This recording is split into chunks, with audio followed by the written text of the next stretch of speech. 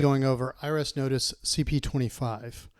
This is a tax notice that the IRS might send you if they had to change something on probably Form 1040 to reflect any change in their record of your estimated tax payments, tax credits that were carried over from another year, or any payments that you might have submitted with an extension to file. So as I have been doing with these notices that come from the IRS website but are heavily redacted, I'm going to skip down to the hyperlink at the bottom. Most of these notices have a hyperlink that go to the IRS website. We're going to draw a little bit of our information from that so you can kind of get a big picture idea of what's going on, and then we'll go back and kind of cover the details on this notice. So understanding your CP25 notice, it's similar to other notices where the IRS made changes to your return, but you're not due the bottom line is that you're not due a refund and you don't owe any taxes, so your account is zero. Most likely you probably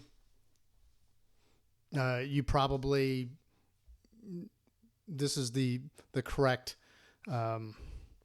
place to arrive.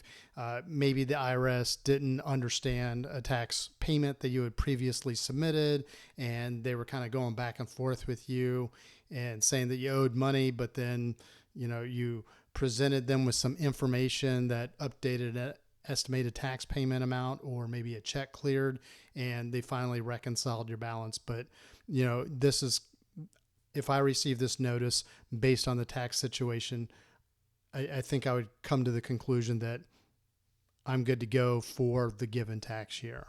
But if you arrive at this page, you can see what your options are, what you need to do, frequently asked questions. There's references to,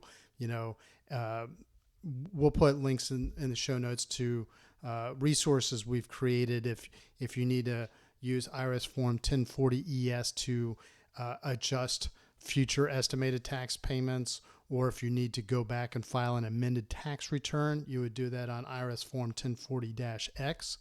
So this is the website, the web page that you would get to from this notice. So let's go back to the notice and kind of just go through it step by step. So in the upper right hand corner, you'll see the CP25 notice, the tax year. In this case, we don't know what tax year it is because that part is redacted. The notice date, social security number. Probably the most important information is the notice date. I usually encourage people that whenever you receive written correspondence from the IRS in the form of a notice, pay particular attention to the notice date, because even though you don't need to do anything in this circumstance, generally there are deadlines that are attached to the date of a notice. For example, if the IRS expects you to make an additional payment, usually it's 21 days, and then after that they need to recalculate any penalties or interest that were incorporated into your current tax bill. If you want to appeal a decision, you generally have 60 days from the notice date, or else you start to lose certain appeal rights. So pay attention to the notice date. And then the other thing that I would encourage you to do is pay attention to the address. This field right here, even though it's redacted, usually contains the taxpayer's name and address. So if you are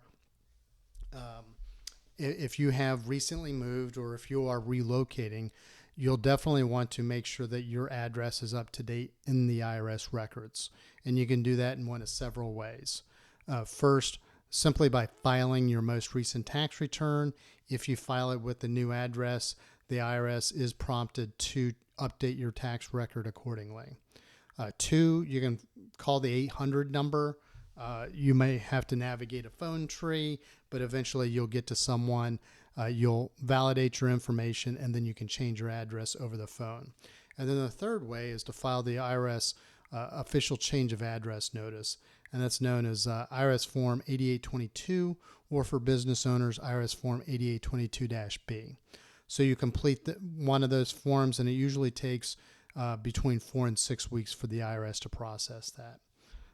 So make sure your address is up to date, because if you have an action that you need to take within a certain period of time after the notice date, it doesn't matter if you've relocated and it took the Postal Service a week to get your notice to you. The IRS does not care about that. They go by the date of the notice.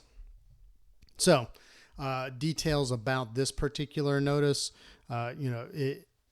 through the redaction, I'll kind of give you my estimate of what this says. We changed your whatever tax year this was, call it 2008 or 2009, probably a Form 1040. And then here's the summary of what you would have owed, or the tax that you did owe, the payments that you made, and then this amount is zero based on what we read on the IRS page. And then if you agree with the changes, you don't need to do anything. You should keep this in your records. The IRS does have the discretion to reduce an account balance to zero. So if you owed like 89 cents to the IRS, anything generally less than $1, the IRS will round that down to zero. So you don't need to be sending checks to the IRS for $1. Contact information, you can use this, but realistically, if you're updating your address, you would follow the instructions I kind of gave you earlier. You would call the 800 number. If you want to send correspondence to the IRS because you have records or you have a letter, then you can use this. You would just cut this out from the bottom, attach it, or enclose it in an envelope with any documentation. Make sure that every page of your documentation contains your social security number, the tax year, and the form number. And then you would send that to the IRS address located on this slip, which may be different from the IRS address located on the letterhead. So make sure you use the contact information, the mailing address that's on the contact slip. So if you don't agree with the changes, you can call the IRS. You can contact them by mail using that contact information form. And then down here is a kind of a further breakdown of the tax calculations.